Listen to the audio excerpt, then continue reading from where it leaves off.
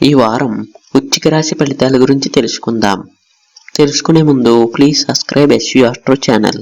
ఈ వారం వృశ్చిక రాశి విశాఖ 4వ పాదం అనురాధ జ్యేష్ఠ నక్షత్రాల వారికి ఈ వారం చేపట్టిన పనుల్లో విజయం సాధిస్తారు. ఆర్థిక విషయాలు ఆశాజనకంగా సాగుతాయి. దీర్ఘకాలిక రుణాలు కొంతమేర తీరుతాయి. నిరుద్యోగులు చాలా కాలంగా ఎదురుచూస్తున్న అవకాశాలు లభిస్తాయి. ఆప్తుల నుండి శుభకార్య ఆహ్వానాలు అందుతాయి.